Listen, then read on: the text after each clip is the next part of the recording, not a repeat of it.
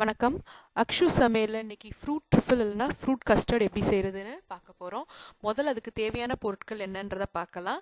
500 milli பால், 2 table spoon condensed milk, 125 gram sugar, ஒரு சின்ன sponge cake, 150 gram மைதா மாவு, 150 gram முட்டை, 150 கிராம் சீனி போட்டு செஞ்சது. இது ரெசிபி அக்ஷு சமையல் சேனலில் இருக்கும், பார்த்துக்கலாம். கொஞ்சம் மிக்ஸ்டு ஃப்ரூட்ஸ். நான் இன்னைக்கு red grapes, green grapes, pears, kiwi, apple, banana இதெல்லாம் சேர்த்துருக்கேன். இதில் ஏதாவது இல்லைன்னா நீங்கள் விட்டுட்டு வேறு ஏதாவது ஃப்ரூட்ஸ் உங்கள் வீட்டில் எக்ஸ்ட்ரா இருந்ததுன்னா சேர்க்கலாம். அன்னாசி பழம், ஸ்ட்ராபெரி, கொய்யாப்பழம் எதுனாலும் நீங்கள் சேர்த்துக்கலாம். 25 கிராம் வெனிலா கஸ்டர்ட் பவுடர், கொஞ்சம் மிக்ஸ்டு ஃப்ரூட் ஜாமும் வெனிலா எசன்ஸும்.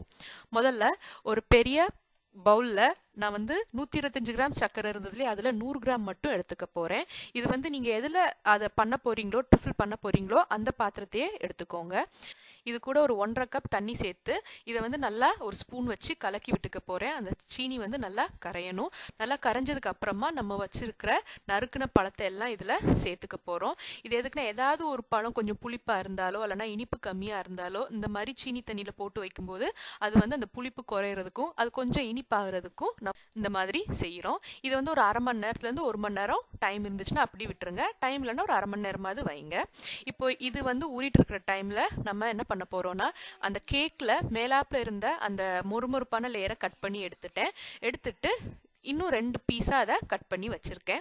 இதில் மேலே இருக்கிற லேயரை தனியாக எடுத்து வச்சுட்டு கீழே இருக்கிற லேயரில் நான் மிக்சட் ஃப்ரூட் ஜாம் நல்லா ஒரு 3லேருந்து 4 டேபிள் ஸ்பூன் அளவுக்கு நல்லா எடுத்து நல்லா ஈவனாக ஸ்ப்ரெட் பண்ணிக்க போகிறேன். நல்லா ஸ்ப்ரெட் பண்ணதுக்கு அப்புறமா நம்ம எடுத்து வச்ச மேல் டாப் லேயரை மறுபடியும் இதுக்கு மேலே வச்சு ஒரு கேக் சாண்ட்விச் மாதிரி இதை ரெடி பண்ணி வச்சுக்க போகிறோம். இதை தனியாக வச்சுருங்க. அடுத்தது நம்ம கஸ்டர்ட் ப்ரிப்பேர் பண்ண போகிறோம். அந்த கஸ்டர்டுக்கு நம்ம 125 கிராமில் ஒரு 25 கிராம் சீனி தனியாக வச்சுருந்தோம் இல்லையா, அது கூட ஒரு 25 கிராம் வெனிலா கஸ்டர்ட் பவுடர் சேர்த்துக்க போகிறேன். சேர்த்துட்டு ஒரு ஸ்பூனை வச்சு நல்லா கலந்து விட்டுக்கோங்க. விட்டுட்டு நம்ம 1/2 லிட்டர் பால், 500 ml பால் வச்சுருந்தோம் இல்லையா, அதில் ஒரு 50 மில்லி மட்டும் சேர்த்து இந்த பவுடரை நல்லா கரைச்சி வச்சுக்க போகிறோம். இந்த கஸ்டர்ட் பவுடர் இல்லை அப்படின்னா ஒரு 2 டேபிள் ஸ்பூன் கார்ன்ஃப்ளவர் மட்டும் நீங்கள் சேர்த்துக்கோங்க. கிட்டத்தட்ட இந்த கஸ்டர்ட் பவுடர்லையும் கார்ன்ஃப்ளவர் தான் இருக்கும், இந்த கலர் இருக்காது. நீங்கள் கார்ன்ஃப்ளவரும் கொஞ்சம் கலரும் மட்டும் சேர்த்துட்டு ஒரு 2 டீஸ்பூன் வெனிலா எசன்ஸும் சேர்த்து நல்லா கலக்கி இதை ரெடியாக வச்சுக்கோங்க.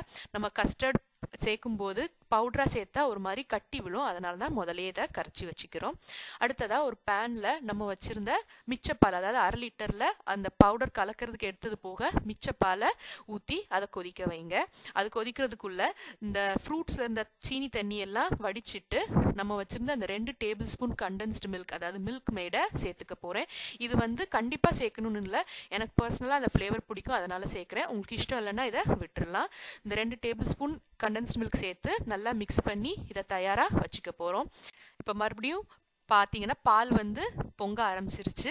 இது பொங்கும்போது நம்ம ஏற்கனவே கலக்கி வச்சுருக்கோம் இல்லையா அந்த கஸ்டர்ட் பவுடர், அதை மெதுவாக இந்த மாதிரி சேர்த்துக்க போகிறோம். சேர்க்க கலந்து விட்டுட்டே இருங்க. கிட்டத்தட்ட அது கார்ன்ஃப்ளவர் மட்டும்தான் இருக்கிறதுனால அது உடனே பால் இறுக ஆரம்பிக்கும். நான் இதை எடிட் பண்ணாமல் மொத்தமே இவ்வளோ டைம் தான் ஆச்சுது எனக்கு. பார்த்தீங்கன்னா அதுக்குள்ளேயே பால் நல்லா கட்டியாக ஆரம்பிச்சிருச்சு. நல்லா இறுக ஆரம்பித்த உடனே நீங்கள் ஸ்டவ்ல இருந்து இதை இறக்கிடலாம். உடனே அடுப்பை அனுப்பிடுங்க. ரொம்ப நேரம் ஆச்சுன்னா ரொம்ப இறுகி ரொம்ப கட்டி ஆயிடும். கொஞ்சமாவது இந்த மாதிரி இறுக்கமான ஒரு லிக்விட் ஸ்டேட்ல இருக்கும்போதே அதை இறக்கி இந்த ஏற்கனவே தயாரா வச்சிருக்கிற அந்த ஃப்ரூட் கலவையில 4ல் 1 பங்கு மட்டும் முதல்ல சேர்த்துக்க போகிறோம். சேர்த்து அதை நல்லா ஸ்ப்ரெட் பண்ணி விட்டுருங்க ஈவனாக. அதுக்கப்புறம் நம்ம சாண்ட்விச் பண்ணி வச்சுருக்கோம் இல்லையா ஜாம் வச்சு கேக்கை, இது நான் சைடில் இந்த பாத்திரத்துக்கு ஏற்ற சைஸில் கட் பண்ணி வச்சுருக்கேன். அதையும் வச்சுட்டு மிச்சம் இருக்கிறத இந்த மாதிரி மேலாப்பில் ஊற்றி விட்டுருங்க. அது நல்லா சைடு வழியாக எல்லாம் கீழே இறங்குறதுக்கு அதை நல்லா இழுத்து விட்டு அது கீழே வரைக்கும் இறங்குற மாதிரி பார்த்துக்கோங்க. கேக்கில் கூட நடுவில் 2-3 இடத்துல ஸ்பூனை வச்சு குத்தி விட்டிங்கன்னா நல்லா உள்ளே இறங்கிடும். மேலாப்பில் லேயர் நல்லா ஈவனாக ஸ்ப்ரெட் பண்ணிவிட்டு ஃப்ரிட்ஜில் ஒரு 1 மணி நேரம் வச்சு அது செட் ஆனதுக்கப்புறம் எடுத்தீங்கன்னா ஃப்ரூட் ட்ரிஃபிள் இல்லைனா ஃப்ரூட் கஸ்டர்ட் தயார். நீங்கள் சின்ன சின்ன கப்பாக எடுத்து அதில் கீழே ஃப்ரூட்ஸு மேலே ஒரு பீஸ் கேக்கு அப்படின்னு வச்சு கூட கஸ்டர்ட் ஊற்றி வைக்கலாம். அப்போ ஆளுக்கு ஒன்றுன்னு கொடுக்கறதுக்கு ஈஸியாக இருக்கும். கடைசியாக கொஞ்சம் க்ரீம் நான் இந்த மாதிரி ஸ்ப்ரே பண்ணுறேன். நான் ரெடிமேட் க்ரீம் ஸ்ப்ரே யூஸ் பண்ணுறேன். பாருங்கள், இது ஈஸியாக இருக்கும்.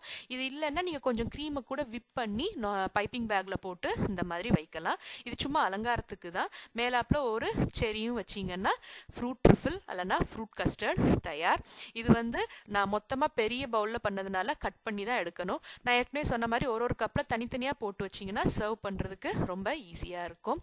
இந்த க்ரீம் இல்லைனாம நீங்கள் வந்து வெறுமன ஸ்ட்ராபெரி, செரி அந்த மாதிரி கூட மேலாப்பில் வச்சு அலங்கரித்து பரிமாறலாம். இது உங்கள் வீட்லேயும் ட்ரை பண்ணி பாருங்கள். நிச்சயம் எல்லாத்துக்கும் ரொம்ப பிடிக்கும்.